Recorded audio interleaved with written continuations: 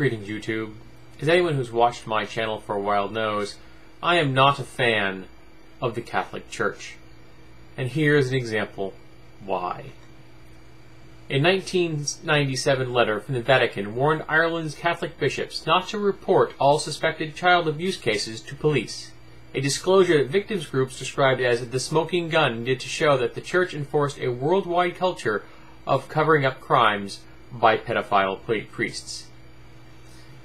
Now I'm hoping, seriously, that this report will help to give the victims, the survivors of these crimes in Ireland and the world over, more ammunition in their fight against the Church. Because maybe this will actually be the smoking papal gun that we've all been waiting for. The final nail in the Catholic coffin. It will finally show the world what I have suspected for a long time now, that the Catholic Church is nothing more than a form of syndicated crime lords. They are nothing but a criminal organization, aiding and abetting rapists the world over. I know, these words sound harsh. They sound judgmental. And I'm a firm believer in the concept that everyone deserves a second break in life, and that no one gets a third. And the Church, they're on their 5th or 6th hundred, so it doesn't wash anymore. The last numbers I heard is that over the past 40 years, there have been some 40,000 victims of sexual abuse at the hands of priests in the Catholic Church. One would be too much for a cover-up. 40,000 is a number that most people can't wrap their head around. That's a third of the population of the city I live in. That's nauseating. And the people in charge of this faith, quote unquote, helped rapists hide. If a man knocked at your door and said, "Hide me, the cops are trying to catch me. I'm a suspected rapist," would you help them? Well, if it was a friend or relative, maybe you might hide them. But what if they did it again, and again, and again? Would you keep helping them? Would you keep funneling money to them to help them move from city to city to city so that they could then rape again? Or would there be a point in your life where you said, okay, that's it. You have to face justice? Well, the Vatican has an answer to that.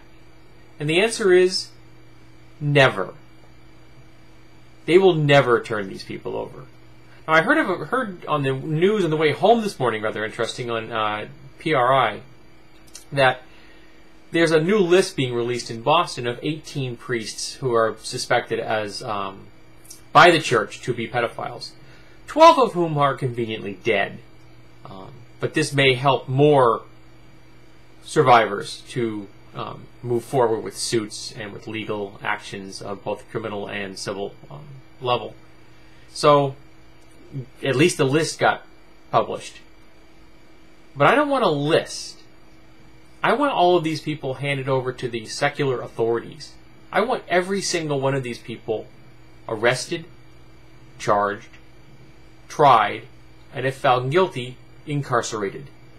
I want the rule of secular law to apply to them.